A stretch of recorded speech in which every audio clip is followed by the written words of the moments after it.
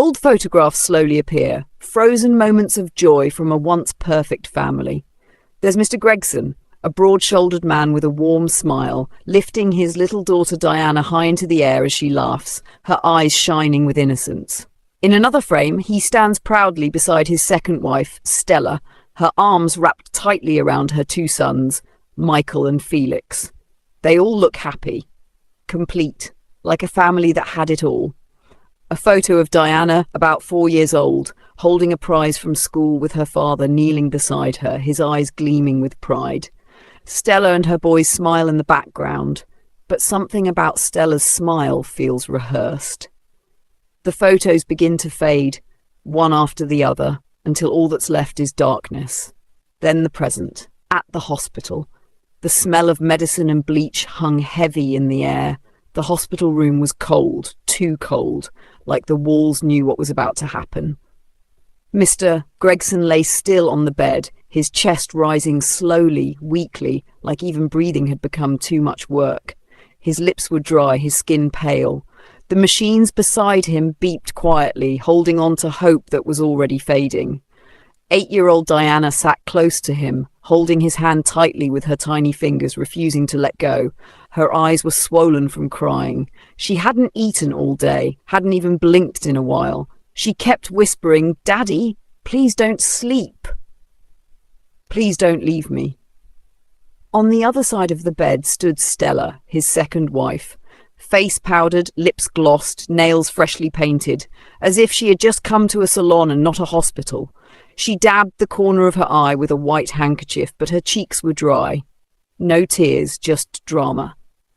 Behind her stood her two boys, Michael and Felix, fidgeting and yawning. One of them even asked in a low voice, "Is he not done yet?" Stella hissed and whispered back, "Just act like you're sad, that's all." Mr. Gregson struggled to breathe, his eyes slowly opened, only to land on his daughter. A weak smile touched his lips, then he turned his gaze towards Stella and his smile disappeared.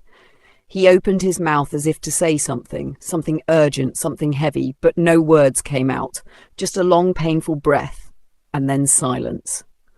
The heart monitor flatlined, that terrible sound, the loud long beep beep, filled the room. Diana screamed, "Daddy!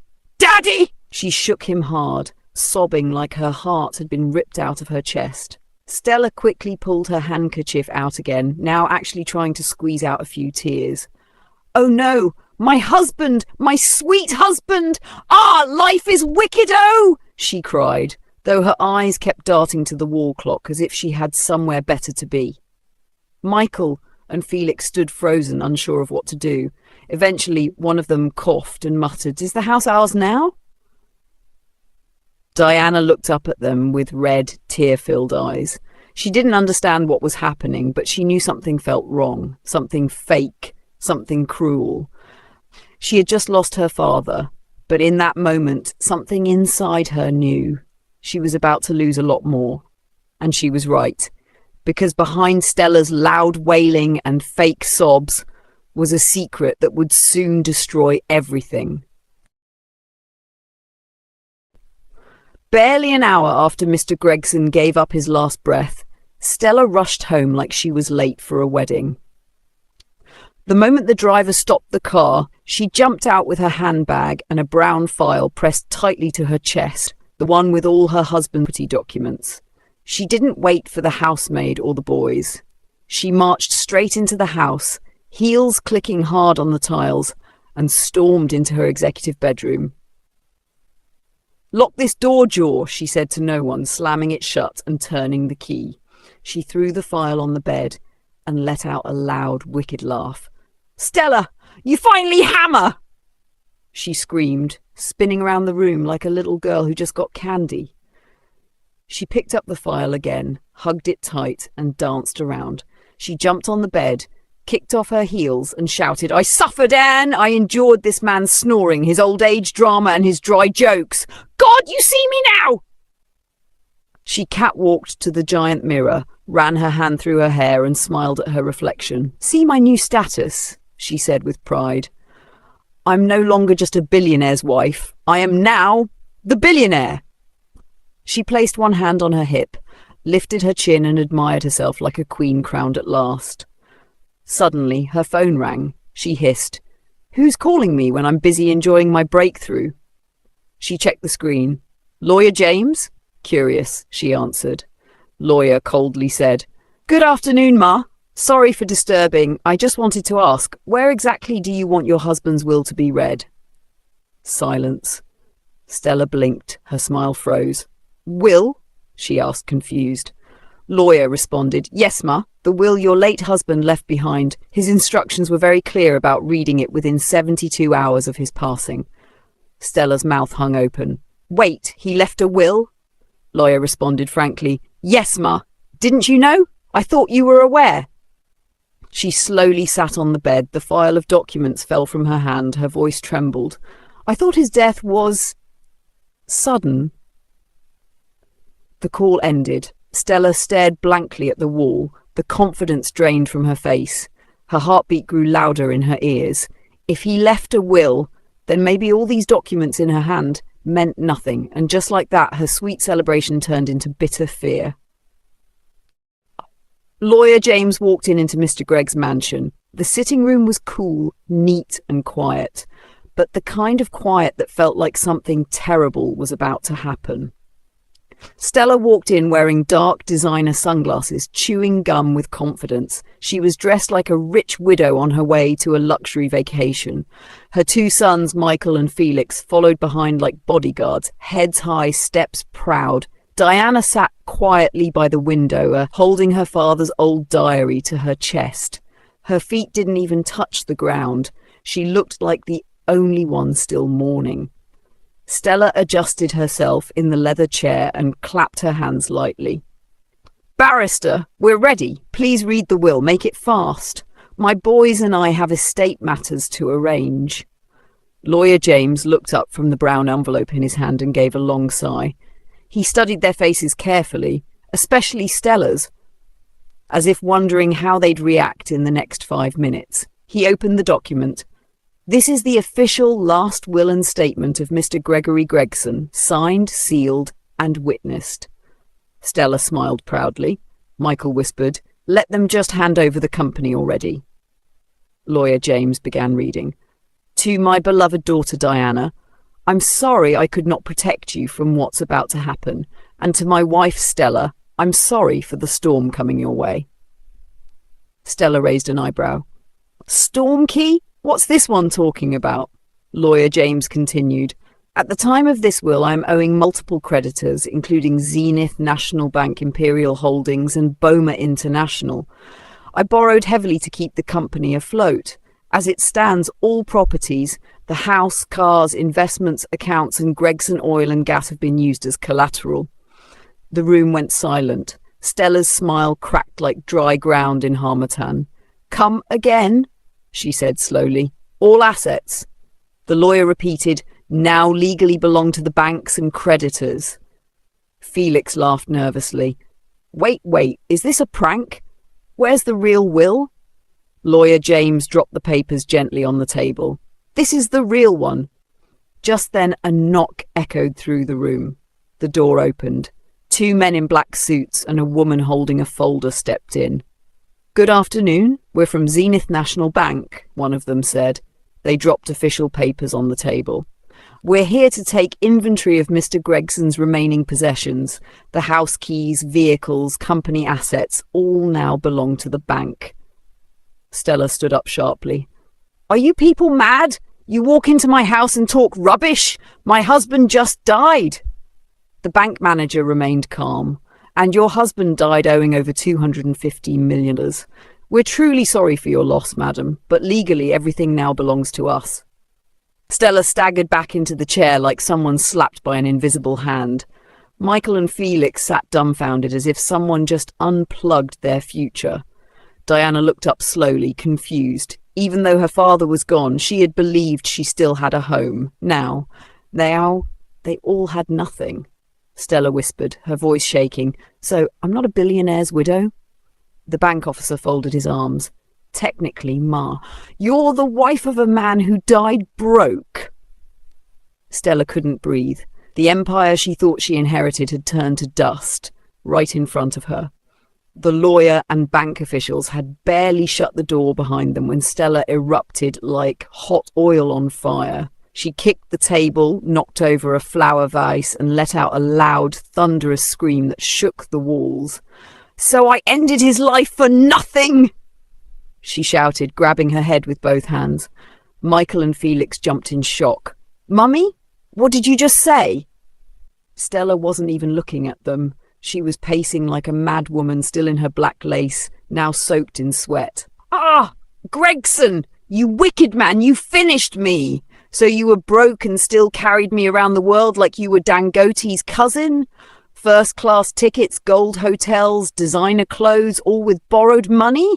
I thought I was riding on honey, not knowing I was dancing on quicksand."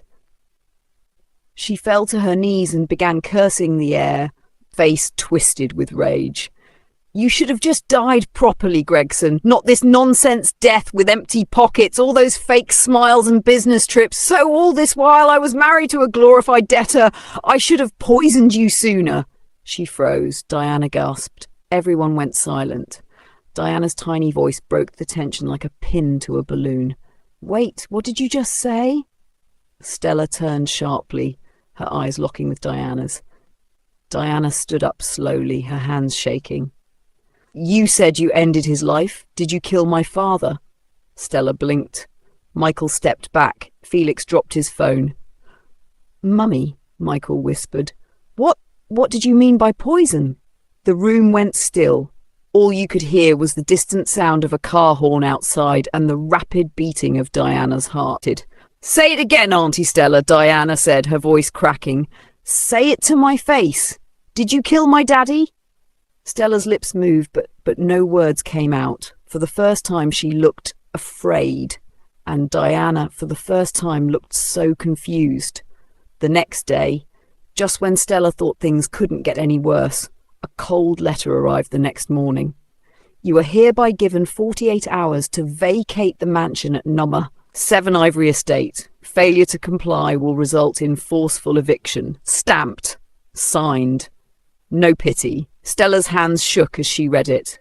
The lawyer's words from the day before echoed in her mind. "The house now belongs to the bank."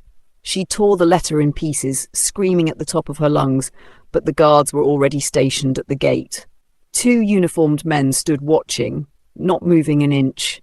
By the next day, the electricity was cut off. The drivers disappeared. The chef had packed his bags, the washing machine stopped mid-spin, the air in the mansion grew heavy and cruel. Even the curtains looked tired of pretending.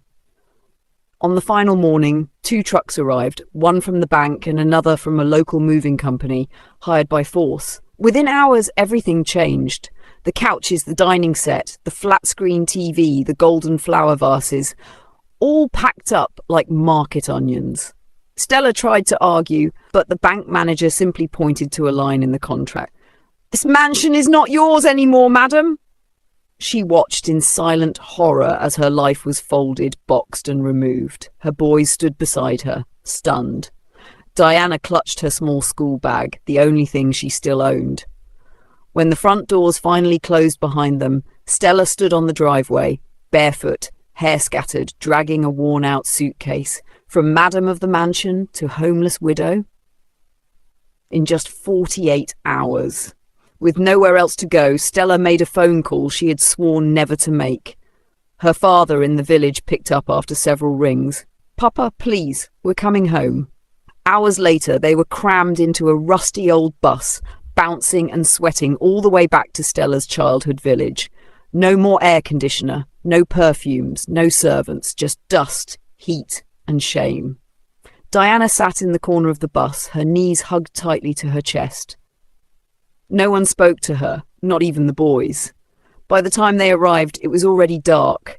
The house that greeted them was not a house. It was a mud structure, half-roofed, walls cracked like broken dreams. A single lantern flickered at the door. An old man sat on a stool, spitting bitter cola. "Ah, Stella, the prodigal daughter returns." She hissed and walked past him. Inside there was no running water, no tiles, no generator. Just silence and the sound of rats. Stella threw her bag on the floor. turned sharply to Diana and hissed, "If not for you, your father would have been more focused. He spoiled you too much, always treating you like a princess. Look where it landed us." She walked closer and pointed at the child.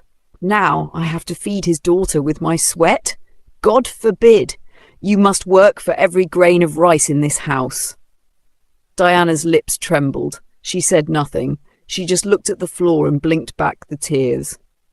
She was only 8, and already her life was turning into a nightmare.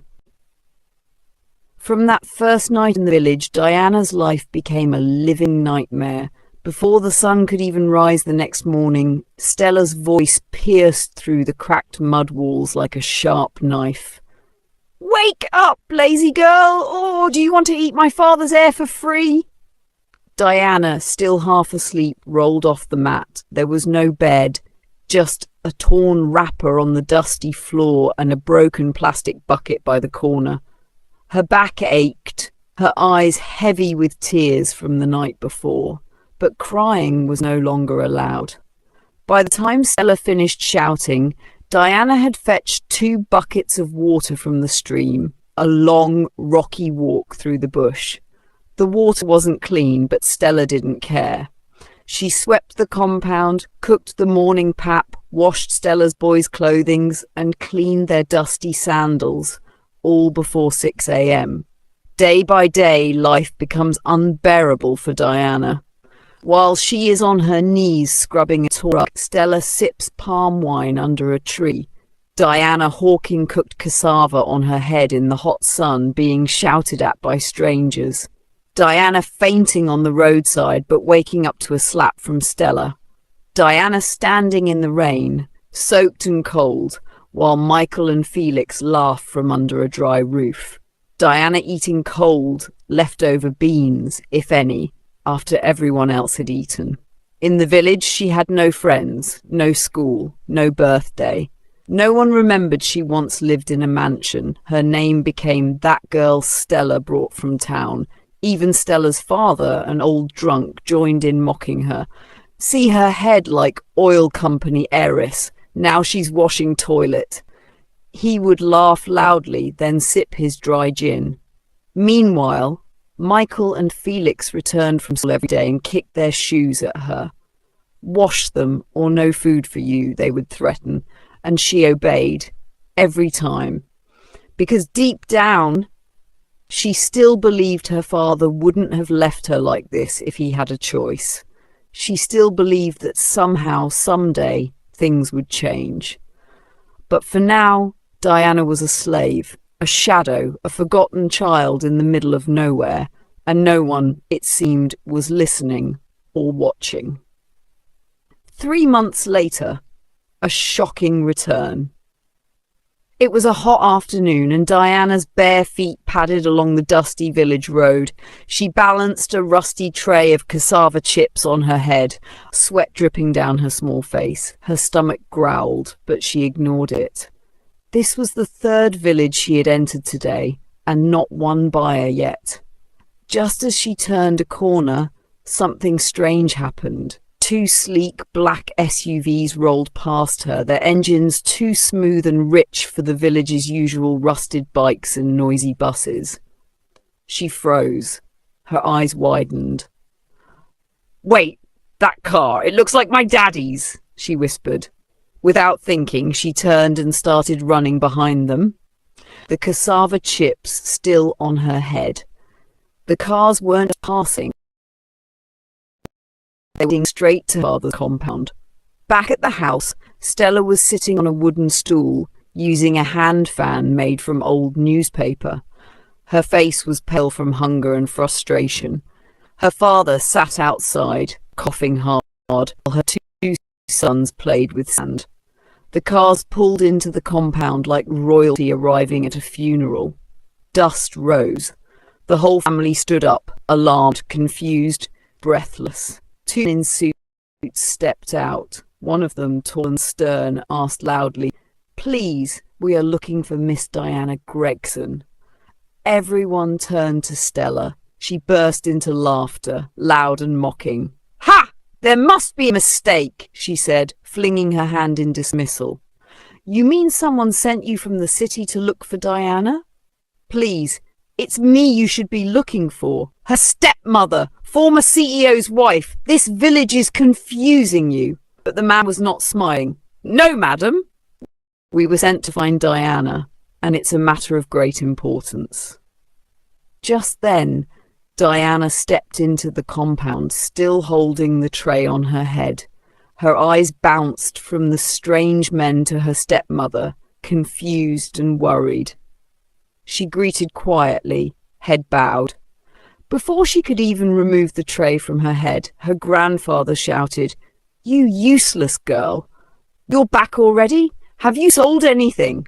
Or you just came to waste my air? I need money for medicine, not your useless feet." Stella sprang up. "Ah, you'll hear it from me when people leave. I want to disgrace me in front of strangers." But the men ignored all of them. One turned and opened the back door of the SUV, and then stepped Mr. Gregson. Alive, hot arm, the compound and chickens stopped clucking, even the winds freeze. Diana's tray dropped from her head and shattered. Her hands covered her mouth. Her knees gave way. "Daddy!" She screamed, running toward him. Stella collapsed backward, hit her head on the wall. Her father got near a stick to steady himself. The two boys ran into the house screaming. Mr. Gregson opened his arms slowly. "Come, my daughter." Diana ran into her father's arms and held him as though letting go would make him disappear again. Her tiny arms wrapped tightly around his waist, her face buried in his shirt, tears soaking the clean fabric. "Daddy, you woke up!" "You woke up," she wept. Gregson gently stroked her back, his own eyes misty. "No, my love. I wasn't dead," he said softly.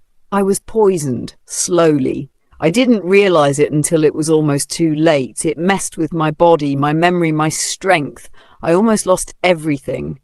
He paused, looking up at the stunned crowd in the compound, especially at Stella, who now stood frozen like a guilty statue. "But when I finally regained myself, I did my findings, and that was when I discovered the painful truth. Stella, you wanted me dead."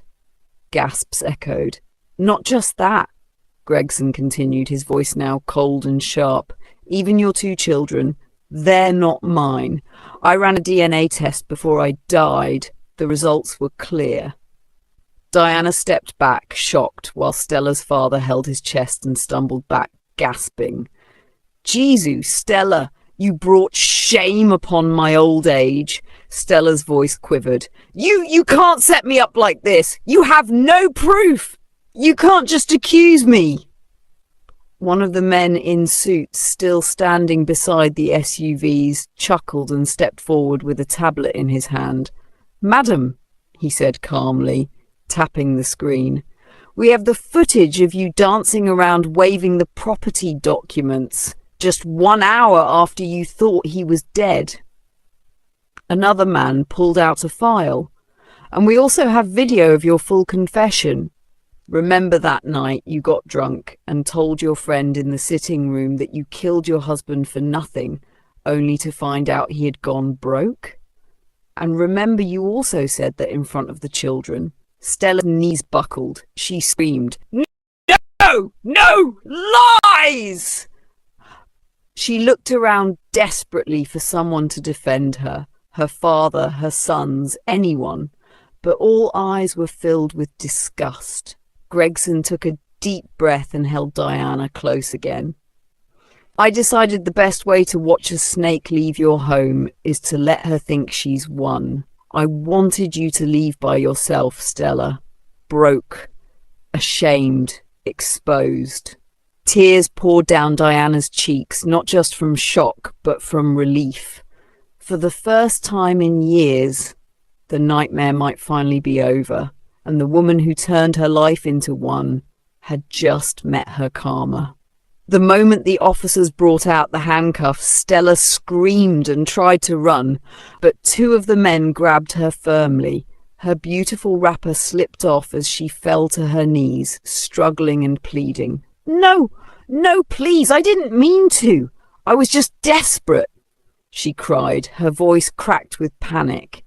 Her father, old and trembling, rushed forward and fell to his own knees beside her. Please, please, for my sake, he begged, voice barely steady. Don't take her away. Don't arrest her. Forgive her. Please, let her go. His eyes turned to Gregson, pleading. But Gregson didn't move. His expression was carved in stone.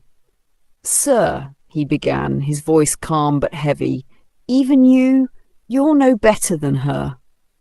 Gasps from the villagers echoed again. Gregson pointed at Diana, now standing silently behind him. You watched your daughter and her sons turn my child into a house slave, a mere girl, to feed your entire household. You stood by while my child cried in hunger, wore rags and washed everyone's feet. You let her suffer and did nothing. If I hadn't come back from the grave, he smiled, if truly I was dead, you all would have buried her future too. The old man burst into tears, his body shaking. Please, I didn't know it would go this far. Don't let me die in pain. I am an old man. Allow me rest. Please, let me rest in peace. Gregson took one long, quiet look at the man. Then at Stella, who was now curled up on the dusty ground, wailing. He turned to the officers. Let her go, he said flatly. She's already dead to me. The officers hesitated, then slowly stepped back.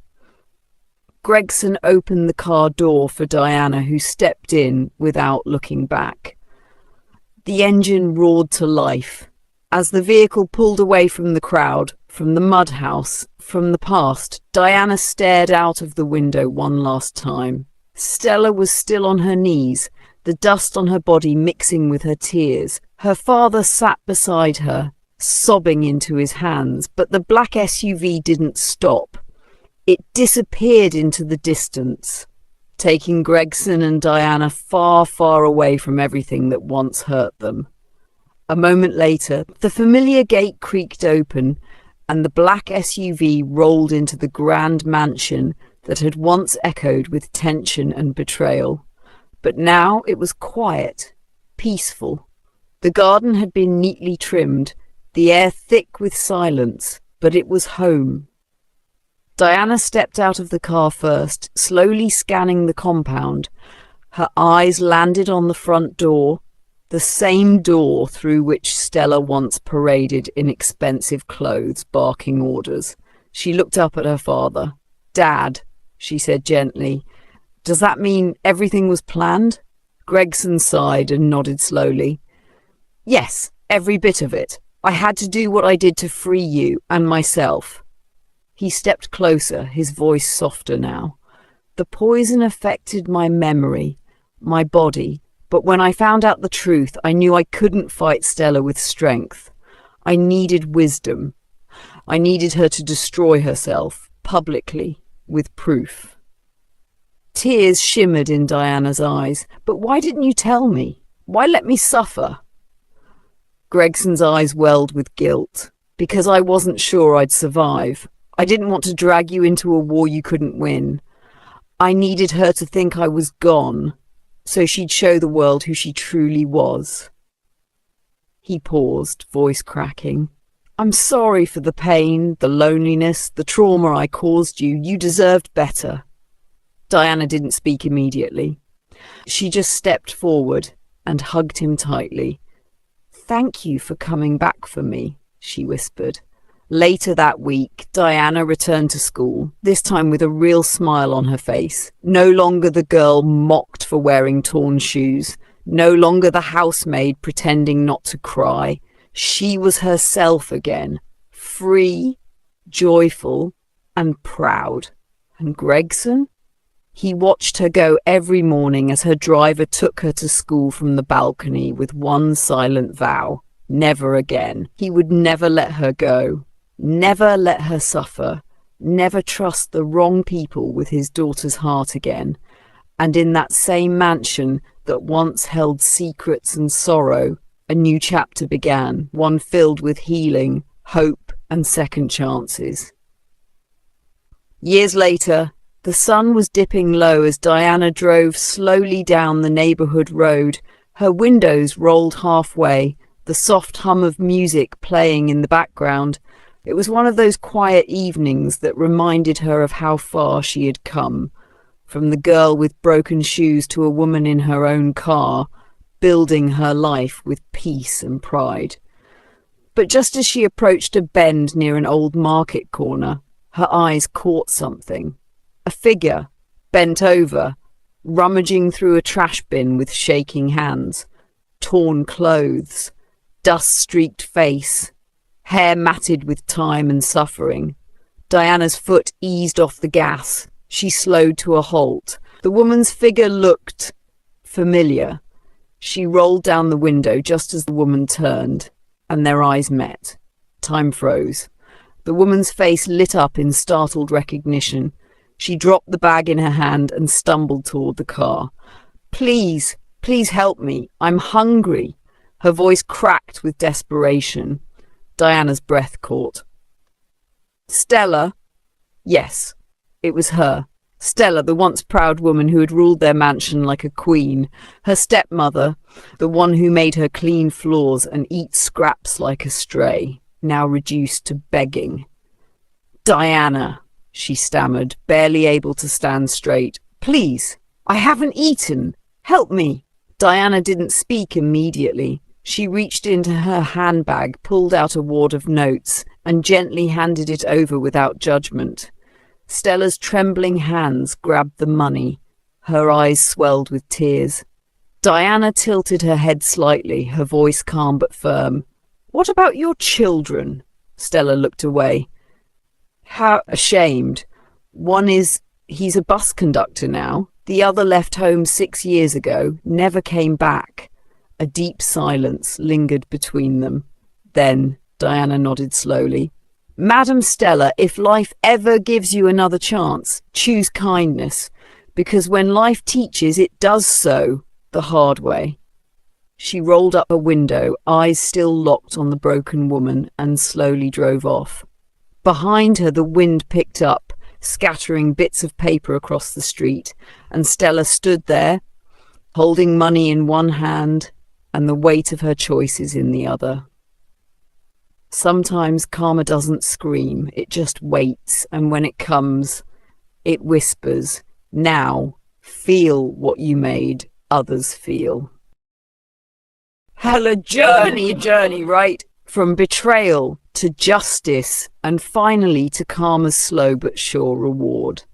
Diana's story reminds us that life doesn't forget, and when people choose wickedness, they eventually drink from the cup they poured for others. If this story touched your heart, made you emotional, or taught you a lesson, don't forget to like, comment, and share.